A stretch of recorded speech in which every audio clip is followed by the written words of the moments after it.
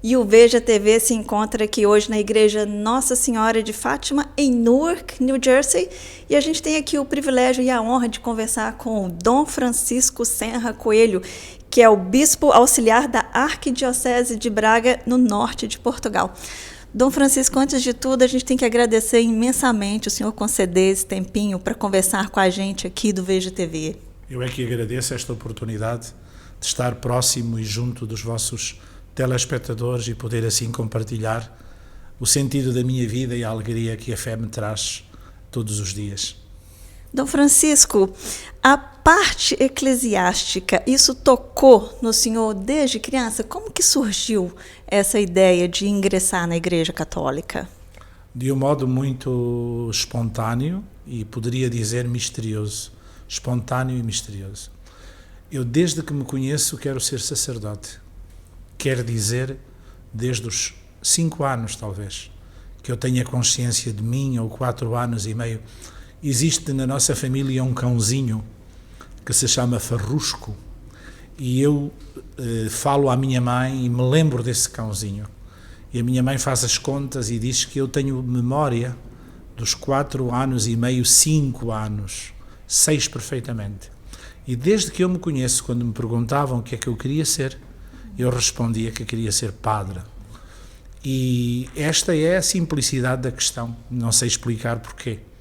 Agora, e a espontaneidade da questão. O mistério da questão é que eu nasci em Moçambique, que era uma colónia portuguesa. E em Moçambique haviam poucos sacerdotes. Era uma colónia muito ainda em construção, em desenvolvimento. O meu pai trabalhava nos caminhos de ferro e estivemos em muitos sítios onde, para se ir à missa, para se participar num ato litúrgico, tinha que se andar centenas de quilómetros.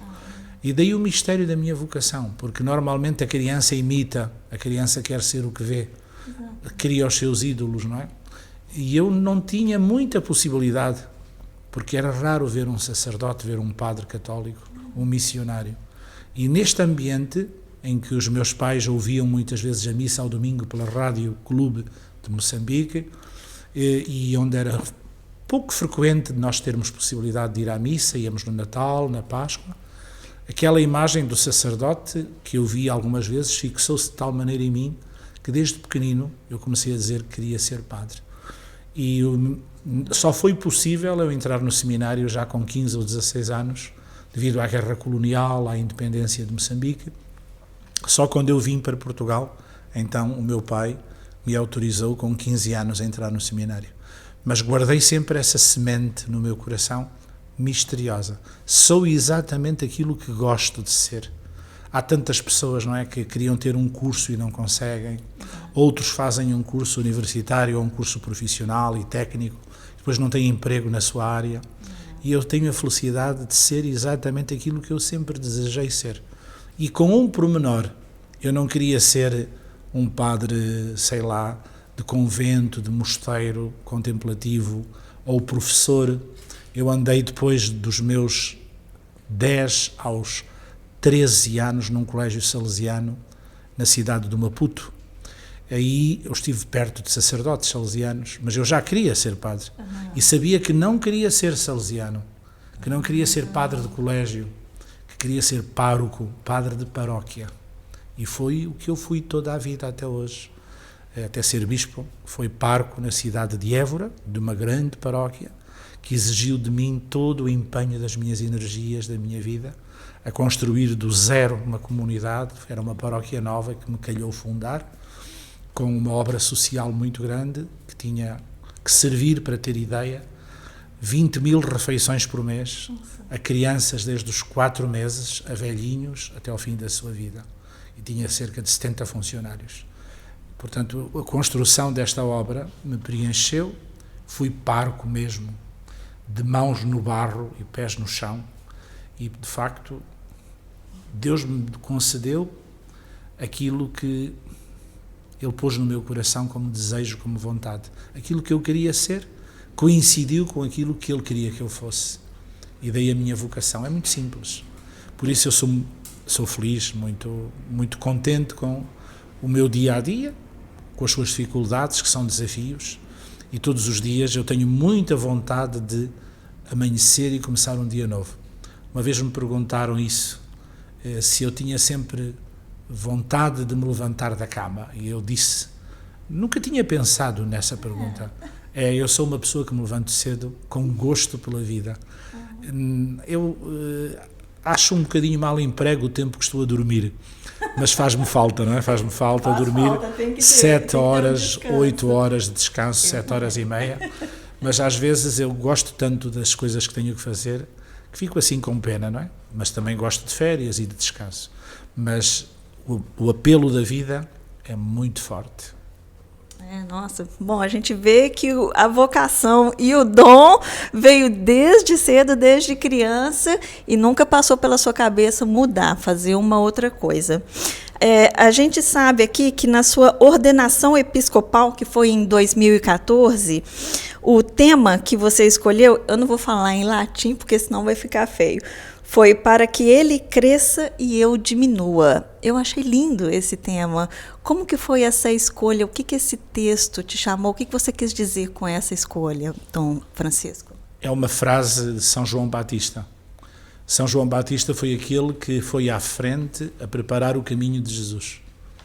Então Jesus é que era importante. Ele era simplesmente o precursor, aquele que preparava o caminho.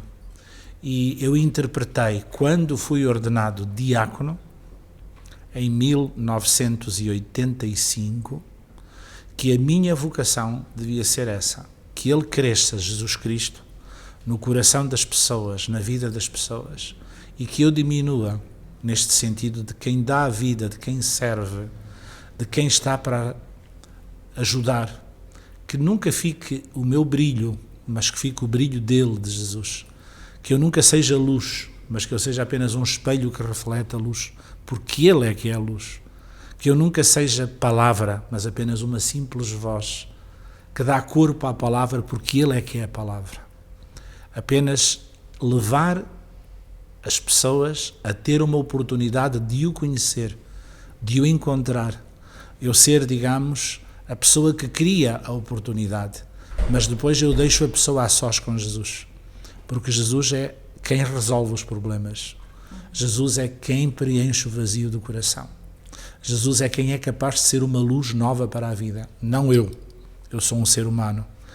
Então veja como diácono, em 1985, eu escolhi essa frase e pus numa pagela que dei a toda a gente, que foi à igreja, na cidade de Estremoz, no sul de Portugal, no Alentejo, uma pagela com o lava-pés, Jesus a lavar os pés aos discípulos, no sentido de ser servo. Se tu precisas que eu te lave os pés, o meu amor chega aí. Eu tenho que ser capaz de te lavar os pés, que é a parte mais humilde do corpo humano. E depois, quando eu fui padre, passados 6 meses, no dia 29 de junho de 1986, eu pensei que frase havia de escolher. E eu pensei, mas porquê é que eu hei de mudar?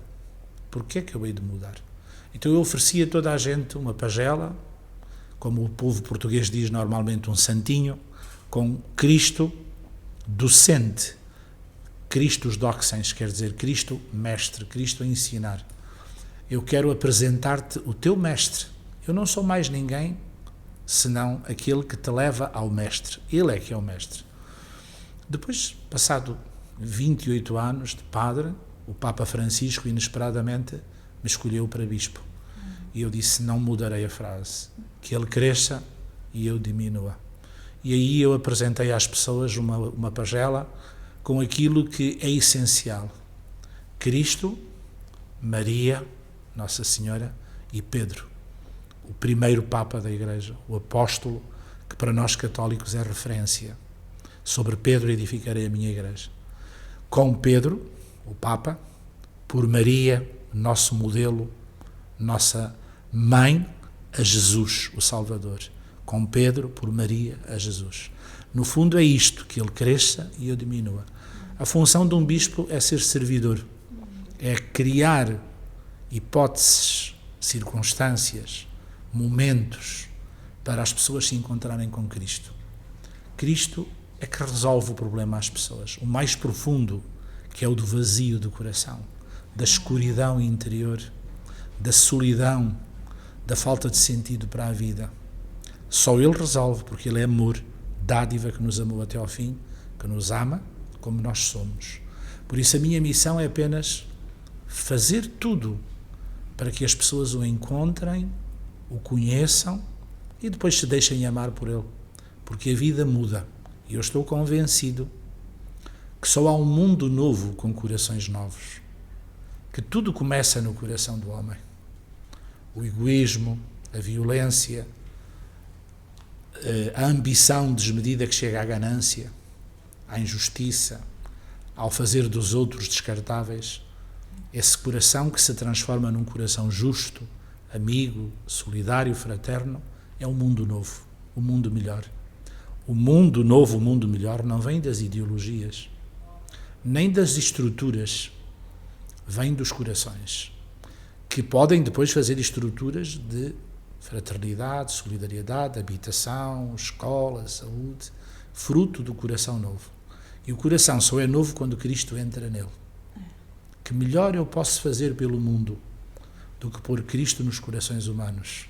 Por consequência, esses corações vão ficar diferentes e vão ajudar a fazer um mundo diferente. Porque tudo começa no coração, o bem e o mal. Esta é a compreensão do Evangelho e da vida que eu faço como cristão.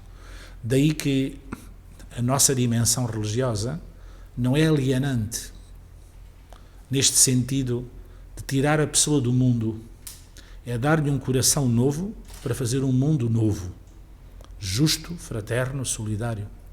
Quando nós vemos obras maravilhosas, estamos hoje aqui a falar, domingo, depois da manhã, hoje é sexta-feira, vai ser canonizada Teresa de Calcutá. Quando a gente vê obras maravilhosas para crianças, obras maravilhosas de solidariedade, de serviço, de educação, nós vamos encontrar no fundo dessa obra sempre um coração humano de grandeza imensa. E quando nós encontramos também Auschwitz, Dachau, os gulags, nós vamos encontrar no fundo o ódio, vamos encontrar no fundo a violência, o excesso de ambição. É muito importante o coração do homem. E esta é a missão, no fundo, de um padre. Que ele cresça no coração dos homens e que eu diminua, porque eu não quero ser protagonista, eu não quero ser uma pessoa que chama a atenção sobre mim, que me autocontemplo. Quero ser alguém que serve, mais nada. Essa é a missão. Eu acredito que eu, como muitos católicos, a gente conseguiu perceber essa diferença no Papa Francisco também, que a gente vê a humildade dele, a diferença de alguns outros papas que já se passaram, e a gente vê ele uma pessoa muito humana. Eu acredito que ele trouxe de volta muitos católicos, muitas pessoas que se afastaram da Igreja Católica por um tempo, mas veio o Papa Francisco com a humildade, com o carinho dele, com todos, sem distinção de religião. E ele vem trazendo de volta muitos católicos. Como que o senhor está vendo o Papa Francisco agora nessa missão dele? Antes de tudo, é importante dar aqui um testemunho simples, não é? Que os 2 primeiros padres portugueses que ele nomeou bispos, um deles sou eu. Foi o senhor Dom José Traquina, que é bispo auxiliar de Lisboa, e Francisco Senra Coelho, que sou eu, que sou bispo auxiliar de Braga. Ele nomeou-nos na mesma fornada, digamos assim, de pão. Mas cada um de nós foi nomeado por sua vez, num ato único. Portanto, somos os primeiros, eu e ele, que o Papa Francisco escolheu em Portugal. A primeira vez que eu me encontrei com ele, eu disse em italiano: eu sou o Francisco e queria continuar, que o Senhor nomeou o Bispo Auxiliar de Braga. Mas quando eu disse eu sou o Francisco, ele cortou logo e ele disse: eu também. Só que tu és Francisco desde que nasceste e eu sou há pouco tempo. Tu tens mais sorte que eu. Foi assim que ele me cumprimentou. E depois de eu lhe falar um bocadinho mais, Ele disse: tem muita paz e muita coragem e vai para a tua missão. O Senhor vai contigo. Aquela palavra, o Senhor vai contigo, marcou-me muito. O primeiro encontro que eu tive com o Papa Francisco ainda não era ordenado bispo. Tinha sido nomeado, mas não tinha ainda recebido o sacramento do episcopado, no sacramento da ordem. Encontrei-me com ele na comunidade Santo Egídio, em Roma, que é uma comunidade que trata de pessoas muito pobres. E ele foi visitar essas pessoas. Era uma tarde de domingo do mês de julho, não estou enganado, uma tarde de domingo, suponho que do mês de maio, porque eu fui ordenado a 29 de junho, do ano 1914, do ano 2014, que eu fui, portanto, nesse ano nomeado por ele Bispo Auxiliar de Braga. E chovia nessa tarde de maio, não é muito normal em Roma. E ele demorou muito tempo, mais de uma hora, talvez hora e meia, no exterior, na praça, onde estavam pobres que não cabiam dentro da igreja, que eram tratados pela comunidade de Santo Egídio, a cumprimentá-los debaixo de um guarda-chuva. E nós dizíamos: meu Deus, mas o Papa anda debaixo da chuva há tanto tempo, não vem, nós aqui à espera, não é? Nós sentados dentro da igreja, comodamente, não nos faltava nada, a não ser ter paciência com os pobres que ele andava a cumprimentar um por um. Quando ele entrou na igreja, era uma igreja como esta aqui, o tamanho de Nossa Senhora de Fátima de Newark. Ele, da porta até ao altar, demorou mais de 25 minutos, cumprimentando os pobres. Então nós percebemos ali uma grande lição. Como cada pessoa é importante. Não o discurso, não o ato formal que ele ia lá fazer. Ele fez um discurso muito bonito, muito tocante. Mas este discurso dele andar quase 2 horas, 1h30 das quais debaixo de chuva, uma chuva de tarde de verão, uma chuva com barro, a chuva do Scirocco, é assim que se chama em Roma, muito úmida, uma chuva suja, por causa do pó que vem do norte da África. Ele até quando chegou ao altar levava marcas das gotas que deixam lixo na batina branca dele. Foi uma lição para nós todos e ficámos a perceber o Papa Francisco, que é sim, o Papa Francisco não tem só palavras belas, o Papa Francisco tem atos e esses atos têm a ver com a pessoa em concreto. E depois de eu ser ordenado bispo, voltei a Roma para fazer uma formação que os novos bispos fazem. E foi aí que ele disse coisas impressionantes. Ele disse que nós, repetiu, já tinha dito uma vez, tínhamos que cheirar a ovelha. A ovelha tem cheiro próprio. E o pastor que anda perto da ovelha cheira a ovelha. Que um bispo tem que cheirar a ovelha. Não só às ovelhas que têm perfume de Paris, não é? Acho que não têm perfume. Ou o perfume é o suor, ou o perfume são as lágrimas. E depois disse palavras tão profundas como estas, que nós temos que ser a carícia da ternura de Deus ao pobre, que limpar a lágrima do pobre é limpar a lágrima de Cristo, que não podia ser difícil falar connosco, que um bispo devia ser a pessoa mais acessível, que devia ser imediatamente recebido pelo bispo toda e qualquer pessoa, sobretudo o mais pobre. E uma coisa também, que não nos queria nos aeroportos, sempre de avião de um lado para o outro, que nos queria na nossa comunidade, junto às pessoas, residindo e permanecendo ao pé deles. Porque nós não somos homens de negócios, somos pessoas para as pessoas. Bom, ali numa meia hora que nós estivemos a ouvir o Papa, nós ficamos a perceber o que é ser bispo, não é?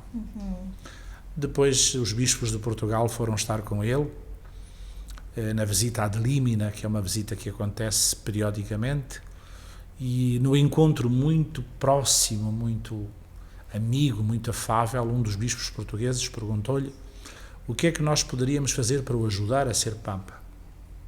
E ele fez-nos 2 perguntas. Vocês rezam? Vocês têm tempo para ler a Bíblia? Vocês se encontram em intimidade com Jesus, no silêncio do vosso coração? Me estáis a ajudar? porque tendes conteúdo para dar, e esse conteúdo é Cristo. Se vós não tendes tempo para rezar, se vós não tendes tempo para meditar a palavra de Deus, para contemplar, vós não me estáis a ajudar, porque o que vós estáis a dar é oco. E o mundo precisa verdadeiramente de conteúdos, de vida coada pela vida, o coador por onde passa o chá e o café para coar, não é? Que a palavra de Deus tem que ser coada na nossa vida. Nós ficamos muito impressionados. Pronto, o mundo inteiro vê no Papa Francisco este grande sinal profético. Ele é a grande figura da humanidade neste momento, com reconhecimento global, não é? Porque é uma pessoa com uma mensagem de grande humanidade. Um homem com um coração de grande acolhimento. No fundo, um pai. Toda a pessoa tem lugar nele. O divorciado, o recasado, o que está em união de facto, o que é viúvo, o que nunca casou. Porque ele tem lugar para toda a gente, ele tem um abraço para toda a gente. Ele considera que a primeira atitude é o acolhimento. Ele comparou a igreja a um hospital de campanha, no meio de uma guerra, onde chegam feridos a sangrar, com feridas abertas. O que é que a gente faz? Não vai perguntar: você tem triglicerídeos? Você tem colesterol? Não, vai tratar da ferida, não é? Logo, que está aberta a sangrar. A igreja é isso. Não vai perguntar: você é casado pela igreja? Você foi crismado? Você vem à missa ao domingo? Você paga o dízimo?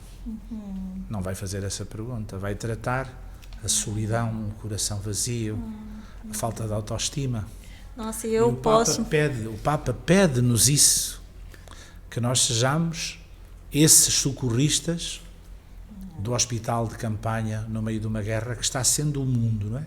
O Papa fala do mundo como Terceira Guerra Mundial, diz ele, por pedaços. Vivemos a Terceira Guerra Mundial por pedaços. Não é generalizada neste sentido de dois blocos um contra o outro, mas é uma guerra que está alastrando no mundo através do terrorismo, através da violência urbana, da insegurança generalizada. E a Igreja tem que estar neste mundo como esse hospital de campanha. Bom, eu lembro de uma das frases do Papa Francisco que me tocou muito, foi quando ele falou sobre a mãe solteira. Eu lembro que ele falou: não existe mãe solteira, existe mãe. E a importância disso, de acolher as pessoas. Eu, como imigrante aqui, eu posso falar na importância da gente ter a igreja aberta para a gente, que eu acho que o que ajuda muito os imigrantes, as pessoas que estão fora dos seus países, é a fé em Deus, de estar procurando por um caminho melhor para ajudar a família. A família, hoje em dia, Dom Francisco, como que o senhor vê a família portuguesa, a família americana? Hoje em dia, os casamentos não duram tanto quanto antigamente. Você acha que isso é falta de fé em Deus ou é simplesmente uma mudança?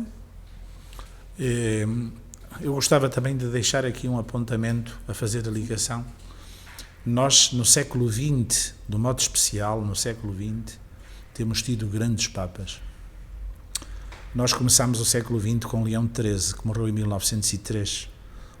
O Papa da Rerum Novarum, aquela encíclica que saiu em 1891 sobre os trabalhadores na Revolução Industrial, o direito a horas de trabalho, ao sindicato, à amamentação, a dias livres, a defesa do mundo operário pela Igreja. Depois tivemos o Papa Pio X, São Pio X, que foi Papa de 1903 a 1914, que chegou à Primeira Guerra Mundial. Bom, é santo, o povo o proclamou como santo, está tudo dito. Depois tivemos um Papa que viveu a Primeira Guerra Mundial, 14-18, Papa Bento XV, que tem muito a ver com Portugal. É o Papa de Fátima, das aparições de Fátima, 1917, que estão a fazer para o ano 100 anos, tal como em outubro do próximo ano faz 300 anos que apareceu a Virgem da Aparecida do Brasil, fará 300 anos que os pescadores a encontraram em outubro, e Fátima em maio, mas ambos no dia 13, é curioso. 13 de maio, 13 de outubro. Depois tivemos uma outra grande figura, que foi o Papa que levou a Igreja até à Segunda Guerra Mundial, Pio XI, foi Papa até 39, e ele foi muito corajoso na condenação dos totalitarismos, do fascismo, do comunismo e do nazismo. Depois tivemos Pio XII, uma grande figura, que levou a Igreja até 1958, que viveu a Segunda Guerra Mundial, que foram invadidas as principais instituições da Igreja. Ele viveu a chegada dos nazis à cidade de Roma. Um Papa que, quando a cidade de Roma foi bombardeada, ele foi mesmo ao bairro bombardeado. O Papa perdeu-se, ou seja, no Vaticano não se sabia onde estava o Papa. O Papa foi encontrado no meio das pedras, das ruínas de um bombardeamento. A figura dele, de braços abertos, no meio da população. A população veio para a praça porque o Papa estava lá, de uma maneira inesperada, não é? Pio XII foi muito amado pelo povo do seu tempo. Depois tivemos a grande figura de João XXIII, que convocou o Concílio Vaticano II, o Papa Bom, que foi substituído em 1964 pelo Papa Paulo VI, que concluiu o Concílio Vaticano II, que abriu a Igreja à modernidade. Depois a grande figura de João Paulo II, o Papa polaco, não é? Que é uma figura, de facto, incontornável do século XX, que tem a ver com o fim do comunismo, com a perestroika, enfim, também com as grandes visitas do Papa ao mundo inteiro. Bento XVI, o cardeal Ratzinger, que é uma figura que importa nós redescobrirmos. O cardeal Ratzinger, futuro Papa Bento XVI, é um artista, um homem da beleza, da palavra e da harmonia também musical. Ele é um pianista e deu-nos aquele testemunho de humildade muito grande, de dizer assim: eu não sou capaz, e deixar a sua missão e dar lugar ao Papa Francisco. Ele ainda está vivo e é um homem que se apagou totalmente, que desapareceu, que ele cresça e eu diminua, não é? E neste momento ele oferece a sua obediência ao Papa Francisco e diz: só há um Papa, não dois. Não um Papa contemplativo e outro ativo. Só há um Papa, que é Francisco. Eu sou apenas alguém que lhe obedece. Muito bonito. No meio de tudo isto, o Papa Francisco tem o condão, o carisma de levar a Igreja à primeira hora, à beleza do Evangelho de Cristo. Porque o Evangelho é desconcertante. Quando manda amar o inimigo... Não é tão fácil, né, Dom Francisco? Não. É desconcertante quando diz que se te derem um estalo numa face, lhe ofereças a outra. Neste sentido de que tu não pagues violência com violência, que não te vingues. Até quantas vezes devo perdoar? 70 vezes 7, não é? Portanto, e o Papa Francisco trouxe-nos esta beleza vivida, praticada. Jesus que se encontra com a mulher adúltera: ninguém te condenou, eu também não te condeno, vá em paz. Qual de vós não tem pecado, atira a primeira pedra, não é?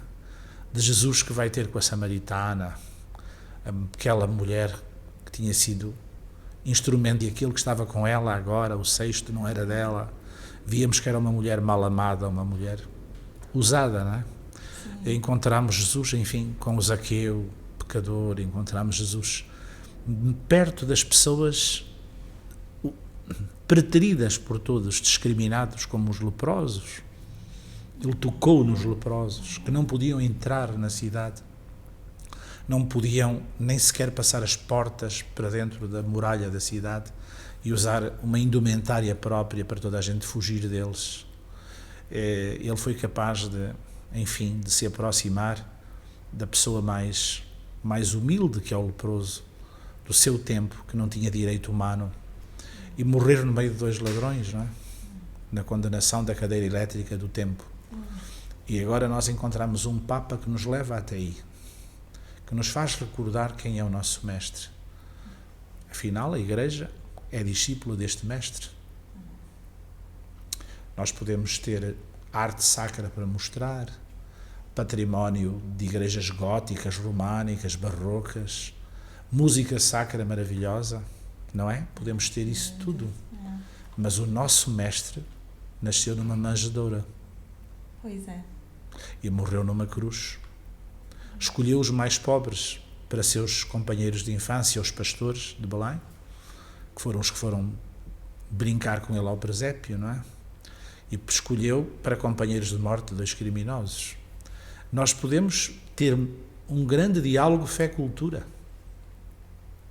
mas a humanidade de Jesus, que fez entender a adúltera, que fez entendê-lo a pessoa pecadora, não pode estar ausente da Igreja. A Igreja não se pode afastar do seu Mestre. E é o que o Papa Francisco nos vem trazer. A origem das origens, que é o Evangelho. Eu encontro-me muito com ele aí, na sua vontade de ser como o Francisco de Assis. Ele escolheu o nome de Francisco. Francisco de Assis foi esse, que voltou com o presépio e que trouxe a paixão de Cristo na cruz, para lembrar à humanidade da Idade Média de quem é que era discípula, porque a Idade Média era uma igreja tão rica, tão ligada às coisas do mundo, ao poder, que se tornou, de facto, no fundo, prisioneira das suas riquezas. Se perdeu por um tempo. E agora o Francisco, para o nosso tempo, vem nos lembrar de outra maneira a nossa origem evangélica. Não há dúvida nenhuma que é um grande dom, mas o século XX teve grandes papas sempre. É uma das características do nosso século XX e agora do século XXI. E eu penso que este Papa, que inaugura, de certa maneira, o século XXI, com o Papa Bento XVI, vai ser uma presença muito grande para a humanidade, como um dom. Já a humanidade está a perceber. Eu penso que os pobres, os fragilizados, os marginalizados, o perceberam antes de nós, a própria hierarquia. Quem conheceu Jesus primeiro foram os pobres, que o indicaram como Filho de Deus. Também Francisco está a ser compreendido primeiro pelos pobres do que talvez por mim, que sou o bispo. É impressionante, se repete com ele aquilo que se repetiu com Jesus. Mas este é um sinal do reino dos céus. As pessoas sabem, os que estudam e conhecem a Bíblia, que um dos sinais de que é de Deus é ser reconhecido pelos pobres. Os pobres são os grandes doutores, porque são os grandes sofredores. Por isso eles têm a sensibilidade para distinguir quem é de Deus de quem não é de Deus. E os pobres amam Francisco. Sim. Mesmo os pobres de Deus, os que não têm fé, os grandes pecadores. Exatamente, isso é uma coisa intrigante. Mesmo os que se dizem ateu gostam, admiram o estilo do Papa Francisco. Um homem corajoso, coerente, um homem que diz coisas que não é fácil de dizer. E essa dimensão faz dele um grande profeta. O nosso tempo precisa muito dele. Precisa muito de profetas, porque é um tempo pobre de referências. Mas há bocado, e de modelos, há bocado falou-me da questão da família, não é? Não queria fugir ao tema. A família tem como grande problema uma questão que tem a ver com o amor. O amor é a base da família, é a base do casamento. E o amor tem uma componente da dádiva da vida, o amor tem uma componente de ser para sempre. O amor não é alguma coisa que eu digo assim, eu vou amar-te 10 anos. O amor é que tem como consequência de si próprio ser para sempre. Sim. Eu vou amar-te sempre, nos teus momentos bons, nos teus momentos maus, nas tuas horas felizes, nas tuas horas infelizes. E isso é o problema que está na base da dificuldade do casamento hoje em dia. Ou seja, um compromisso para toda a vida. O compromisso para toda a vida exige muita maturidade de amor. E, em virtude das dificuldades que nós vivemos, essa maturidade muitas vezes falta. E aquilo que está na base é a experiência. Eu vou-te experimentar. Vou ver se gosto de ti. É uma atitude, portanto, descartável. Se tu prestares para mim, és minha mulher, és meu marido, meu homem. Se tu não prestares, eu deito-te fora. E isso está na base do casamento, na sua crise. Aquilo que é o compromisso para toda a vida. Então, nós temos as uniões de facto, temos as experiências temporárias, temos vivências de momentos de prazer na vida, flirts de namoro, e falta esta dimensão muito grande que tem a ver com a maturidade afetiva da pessoa humana. A grande questão para o casamento é educar a afetividade humana. E a pessoa descobrir a beleza do amor, o encanto do amor, que está em amar o outro como ele é, e para toda a vida, em que a pessoa sabe que não é um descartável, que a pessoa sabe que é amada quando é bela e quando não é tão bela. Porventura foi tocada pela doença ou pelo envelhecimento, que continua a ser uma pessoa, que eu sou amado como pessoa, não sou amado como imagem apenas. No fundo é uma pobreza que nós vivemos hoje muito grande, da valorização da pessoa. Sim. Que leva à crise do amor e, por consequência, à crise do casamento. O que é, afinal, a crise do casamento? É esta grande crise do compromisso para toda a vida. Mas que nós, como cristãos, devemos procurar ajudar as pessoas a crescer, a descobrir a beleza do amor e aceitar a história de todas as pessoas numa atitude de acolhimento, de partilha e de entreajuda. Dom Francisco, antes da gente começar essa conversa, o senhor falou da experiência que o senhor teve de um programa de rádio também. Fala um pouquinho sobre essa experiência. Eu tive que trabalhar, digo que tive porque fui enviado. Comecei por vos contar que a minha vocação era sobretudo de ser pároco, não é? Mas o arcebispo de Évora, chamava-se na altura D. Maurílio de Gouveia, ele ainda é vivo, mas já é emérito, já não é o atual arcebispo de Évora. Foi o bispo que me ordenou padre, me disse que eu tinha que trabalhar na comunicação social. Em 1986, no meu primeiro ano de sacerdote, que deveria ser locutor de programas religiosos e culturais. Bom, eu fiquei preocupado, não é? E fiz uma formação técnico-profissional breve, de meses, numa universidade de Madrid chamada Comilhas, e fui-me preparar para esse serviço da rádio, de que eu não sabia absolutamente nada. E tive então um primeiro programa que ia para o ar ao sábado, que tinha a ver com a atualidade religiosa, e também um magazine cultural, tudo que eram exposições, conferências, atividades de arte, enfim, o mundo universitário de Évora, que é uma universidade na cidade de Évora. Évora é uma cidade do sul de Portugal, onde eu trabalhei, no coração do Alentejo, os 28 anos que referi. E depois tinha diariamente, de segunda a sábado, uma rubrica de 2 minutos e meio, que se chamava Serenamente. Era uma rubrica que ia para o ar por volta das 19 horas, quando há muito tráfego, quando as pessoas voltam do emprego. Esta é uma hora de regresso a casa no horário português. Era uma rubrica de reflexão, serenamente.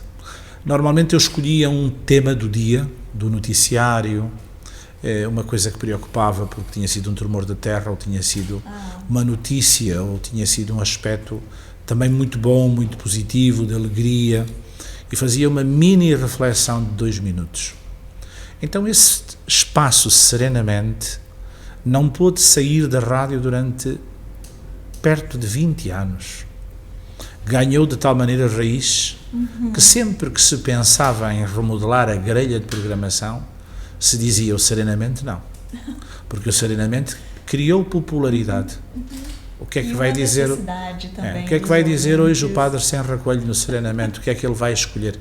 Passaram-se coisas muito engraçadas de eu estar a pôr gasolina numa bomba e a bomba da gasolina tinha música de fundo, que era a Rádio Renascença, emissora católica portuguesa, uma rádio muito ouvida, os portugueses conhecem, que me estejam a ver e a ouvir, e eu estar a meter gasolina e ouvir uma pessoa a dizer: o padre tem razão, ou eu gosto muito de ouvir este padre, ou então coisas negativas, ele não tem nada a que se meter na política, não é?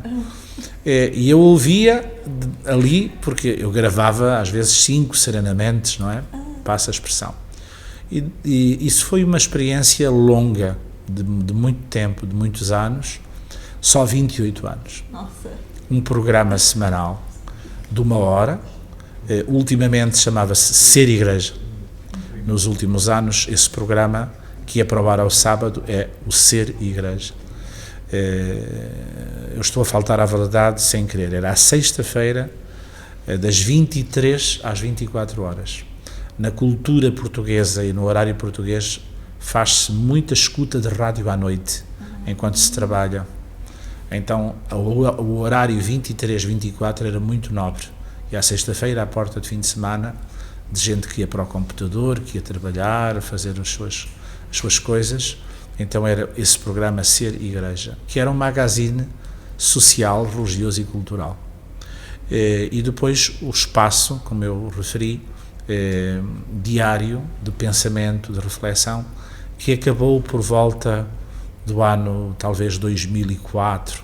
Serenamente finalmente terminou, depois de muitos anos, numa mudança total de programação. Mas tive uma outra experiência muito interessante numa revista que é conhecida em Portugal e no Brasil e no mundo inteiro, que se chama Família Cristã. A Família Cristã, da editora Paulos. Tinha uma rubrica que era uma carta mensal dirigida ao padre, com a pergunta que a pessoa entendesse fazer. Todo tipo de pergunta, das mais variadas circunstâncias da vida. E eu recebia a carta, recebia várias cartas, mas selecionava uma. Não era eu que tinha essa função de selecionar. Era a própria direção da revista. Selecionava uma carta. Eu recebia a carta já selecionada. Normalmente, alguns temas me obrigavam a estudar muitas horas, porque eram temas afetivos, emocionais, de saúde, de moral, de vida pessoal, de família, de problemática relacionada com a Igreja, de perguntas às posições que a Igreja tem sobre a vida, sobre a eutanásia na hora da morte, sobre o aborto, sobre o casamento, sobre o casamento ou o não casamento dos padres, tudo isso. E eu tinha então que responder a essa carta cuidadosamente, falando na resposta com o leitor de uma revista internacional. A Família Cristã é uma revista internacional que se publica em alemão, em italiano, em francês, em espanhol, em português, em inglês. E depois, no fim de 5 anos, eu terminei, porque fui nomeado bispo. Disse que o meu tempo tinha que ser a tempo inteiro para o ministério episcopal. E eles fizeram um livro que se chama exatamente Evangelizar em Diálogo. Foi o meu último livro, com a coleção de todas as perguntas e respostas. Esse livro tem-se vendido muito, porque tem sido muito procurado, porque é uma maneira diferente. A pessoa põe o seu problema e o padre conversa com ela sobre o seu problema. E é de uma maneira diferente, porquê? Porque esse problema é de muita gente. Houve um que o pôs, mas é um problema de muitas pessoas que têm o mesmo problema. Então vão ler, porque encontram ali uma resposta. Claro. Como lidar, por exemplo, com a experiência dolorosa de perceber que o filho iniciou o mundo da droga. Como lidar, por exemplo, com a descoberta de que o filho ou a filha são homossexuais. Têm um namorado ou uma namorada, são, portanto, de cultura gay. Um pai e uma mãe questiona-se sobre a maneira como lidar com o companheiro, com a companheira, etc. Questões como, por exemplo, como ajudar um adolescente ou uma criança a conviver com a morte da mãe e do pai. eram perguntas muito dolorosas às vezes, de vida concreta, não é? Como conseguir que um jovem que tinha uma obsessão para o suicídio, vencer essa obsessão para o suicídio. A ajuda psiquiátrica, psicológica, que tinha que ser proposta à família desse jovem para eles ajudarem esse jovem. Esta forma de evangelizar pela comunicação social, pela rádio, pela revista, através da escrita, tem a ver, de facto, com uma maneira nova da Igreja estar no mundo. A Igreja tem que estar em todos os sítios onde estão as pessoas. E por isso tem que ir ter com as pessoas. As pessoas já não estão só no café, no bar, no restaurante a conviver. As pessoas estão na internet, estão nas redes sociais. Onde é que as pessoas hoje estão? Onde é que as pessoas hoje falam? É à mesa do café? As pessoas hoje trocam correspondência com cartas pelo correio? Não mais. Infelizmente. Daí que é Olha, eu confesso que sinto saudade de receber uma carta escrita. É verdade, é verdade. Agora só recebemos e-mail. Enfim, Text pelo correio recebemos taxas para pagar e coisas das finanças, não é? Mas há uma necessidade muito grande da Igreja redescobrir estes novos caminhos. E eu penso que o está a fazer. É verdade. Penso que a Igreja está bastante presente, mas poderá estar com mais qualidade. Às vezes a sua presença é demasiadamente amadora, tem a ver com a boa vontade das pessoas. Os cristãos estão a ser extraordinários nas redes sociais e na internet com a presença cristã.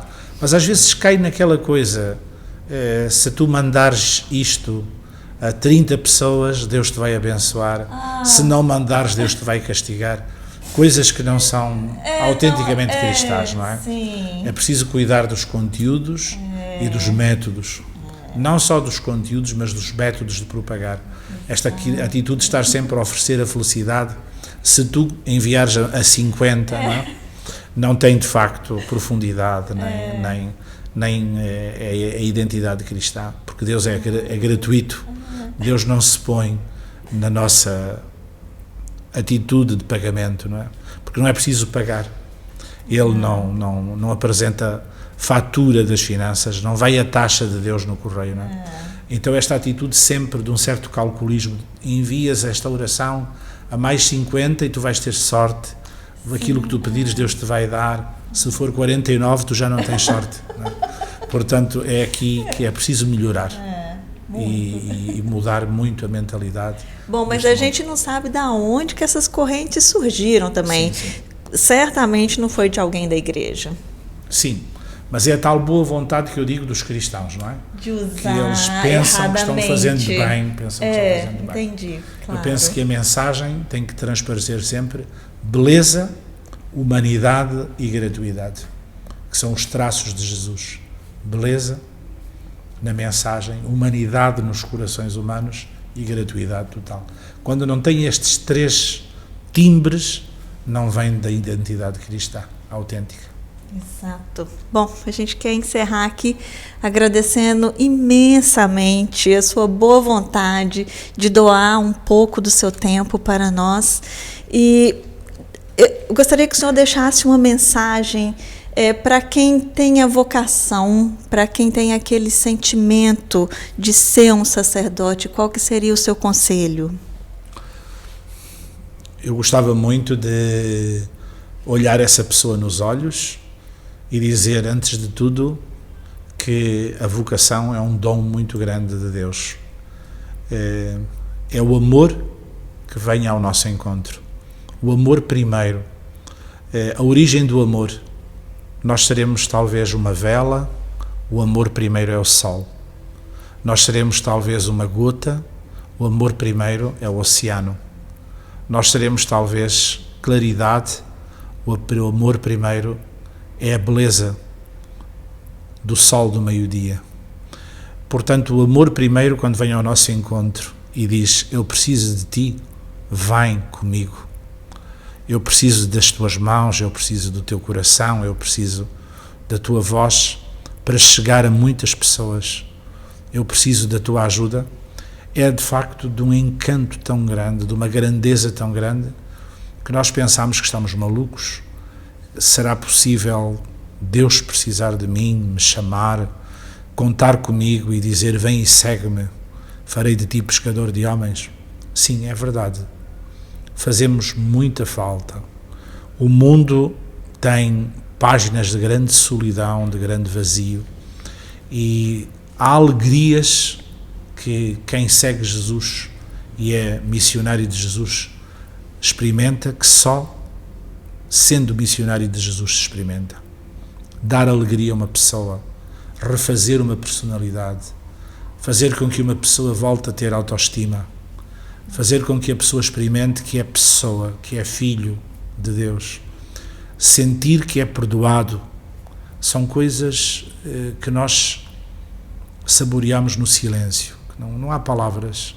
Quando a gente ajuda uma pessoa que está na cadeia a sentir-se pessoa, ele que é condenado por todos, que têm vergonha dele, e quando nós chegamos ao pé dessa pessoa e temos uma longa conversa e depois trocamos um profundo abraço e a pessoa sente que é pessoa, nós quando chegamos ao carro temos que ficar um pedaço de tempo sentados em silêncio para digerir tanta beleza humana que nós vivemos com aquele presidiário, ou quando nós ajudamos uma mãe a encarar um momento muito difícil da vida, ou quando nós ajudamos uma mulher a salvar um filho que o rejeitava interiormente, a amá-lo como seu filho.